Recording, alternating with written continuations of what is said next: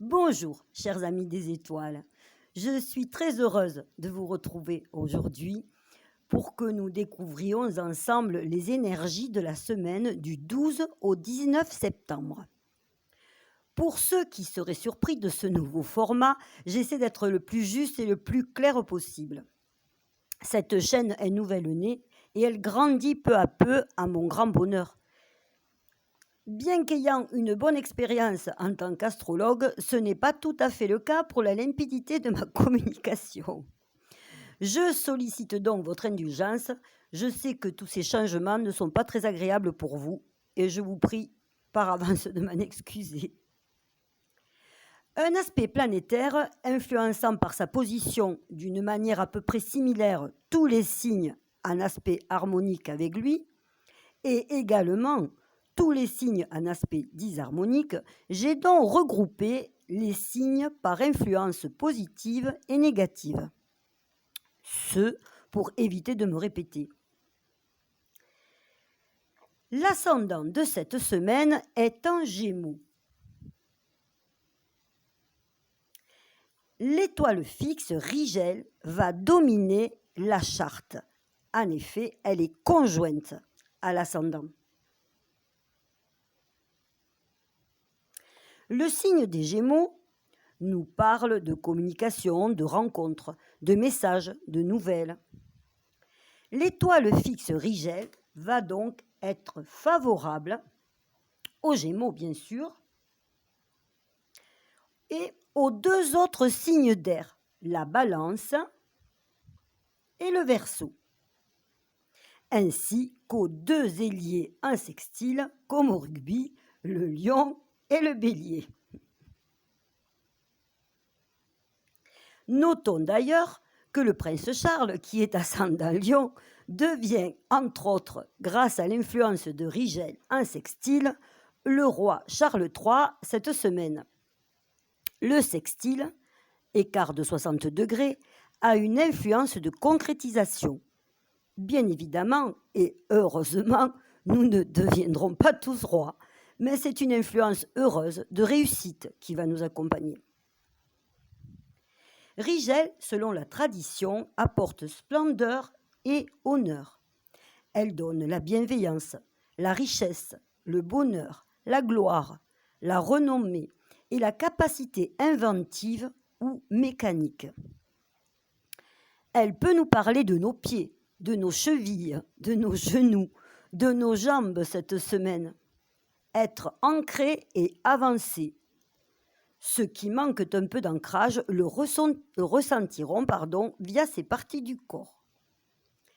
Rigel est en rapport avec la mer, car elle est l'étoile qui se situe sur le talon du pied gauche du chasseur, Orion. Cela ne vous rappelle-t-il pas un certain Achille ? Le côté gauche étant en rapport avec le cerveau droit, intuition, force de l'univers, féminin sacré, féminin tout court. La mer est celle qui guide et qui, ici, est le point faible à la fois, car Gaïa a le pouvoir de vie et de mort sur le chasseur Orion. Avec Rigel, nous sommes en accord avec notre âme, notre intériorité, la mission que nous nous sommes assignée avant notre naissance, avec notre côté féminin, la mer. Cette étoile étant très importante, tous les signes subiront son influence. Pour les signes en quadrature, comme les poissons, la Vierge et le Sagittaire, le conseil est d'écouter les signes que l'univers nous envoie, notre intuition, tout simplement. Restez alignés, pensée, parole, action en accord, dans la confiance. Autre aspect important, Saturne à 19 degrés du Verseau, sur le mont du ciel, et qui est au quinconce exact du Soleil en Vierge, 19, 19. Seront concernés donc par les influx harmoniques, en particulier pour la journée du 12, le Verseau et la Vierge, mais également le Bélier, car la Lune sera dans le signe du Bélier ce jour-là. Les autres signes seront aussi touchés par ce bon aspect, mais le quinconce leur demandera un petit effort en supplément. Voici donc les influences positives de Saturne. Saturne est sur un degré de message, de nouvelles, une prise de conscience qui va nous apporter avec son quinconce exact au soleil en vierge de l'organisation, l'attention aux détails, à la simplicité. Être clair, net et précis. Passer au scanner notre manière de travailler au quotidien. Adaptation, écoute et observation de façon à être efficace. Non seulement nous peaufinerons les qualités vierges que nous venons de décrire, mais nous y intégrerons celles du temps et des responsabilités, ce qui ne paraissait pas évident avec l'opposition neptunienne au Soleil. Être à l'heure, établir des plans, des plannings. Il y a un petit côté militaire dans tout cela, un petit côté rigueur qui demande de se plier aux règles, à l'éducation, aux traditions. Ceci pour intégrer le groupe et ses valeurs, le service aux autres. Il y a une notion de mieux assumer nos responsabilités, comprendre que l'échec peut nous apporter mieux que la réussite et utiliser les qualités nécessaires à une course de relais. La motivation qui vient du groupe et en même temps nous pousse à nous dépasser. Nous serons dans une conscience de groupe et donc l'entraide. Nous utiliserons les acquis des expériences passées. Nous y serons aidés par un semi-sextile Mercure-Vénus qui rajoutera sa petite touche de charme, d'harmonie et de joie. Un autre aspect important cette semaine est le trigone du Soleil en Vierge avec Pluton en Capricorne. Ce trigone Soleil-Pluton sera particulièrement actif le 18 au soir et le 19. Bien sûr, d'entrée, il est positif aux 3 signes de terre, nos Vierges, Taureaux et Capricorne. Mais pas seulement. Le Soleil en Vierge pousse à une transformation. Et ici, il est particulièrement intéressant pour les 2e et 3e décans du Cancer et du Capricorne, qui subissent depuis longtemps déjà l'influence de Pluton, et également pour le signe du Scorpion qui doit résoudre les problèmes de son nœud sud et sa tendance à fouiller sans cesse les méandres du labyrinthe de ses pensées, de ses attaques et de ses piques envers lui-même. Si le Scorpion représente l'incinération, grâce à ce joli trigone, il cesse de se torturer, il renaît de ses cendres. Ce Soleil en Vierge va soutenir donc mes 3 signes de terre, mon Scorpion et mes Cancers.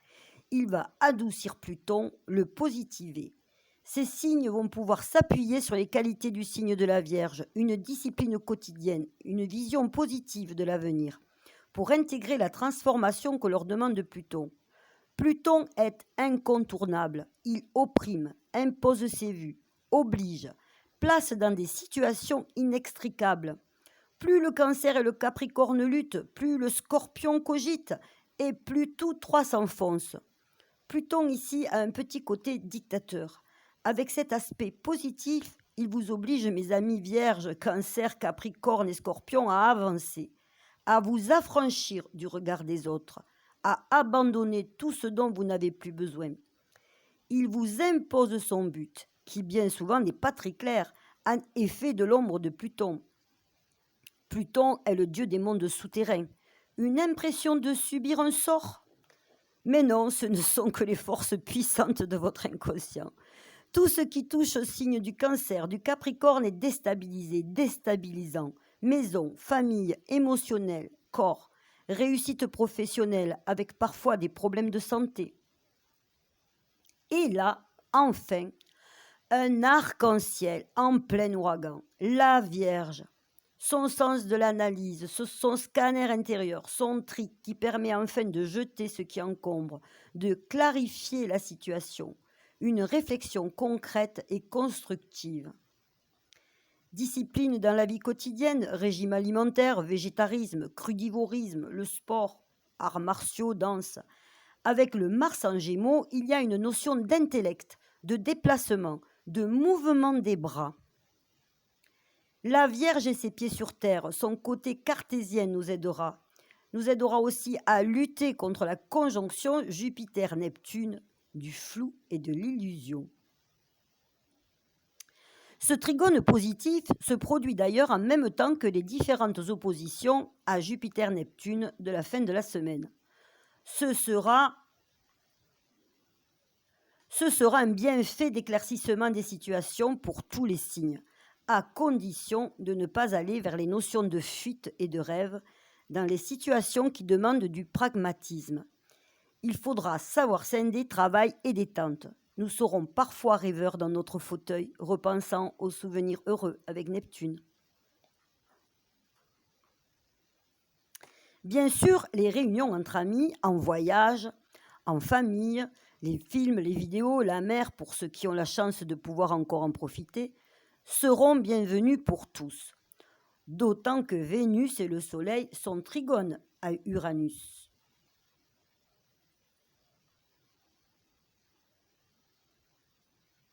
Des surprises, des rencontres amoureuses, amicales, de l'originalité.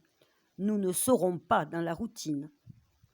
Dans les couples, en famille, dans le relationnel en général, Bélier, Balance, Cancer et Capricorne font attention à ne pas être trop impulsifs. Il faut harmoniser, tourner 7 fois sa langue dans sa bouche avant de parler, dit-on. Mais l'opposition donne le choix, et une personne avertie.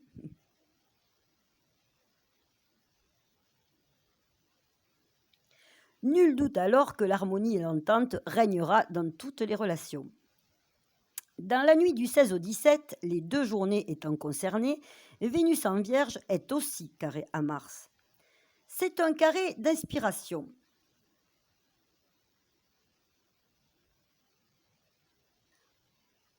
Mars parle de musique, Vénus de peinture et de dessin. Il y a une notion de s'accomplir, de se réaliser par la communication, par les valeurs du quotidien, de service, en alliant intuition et côté pratique.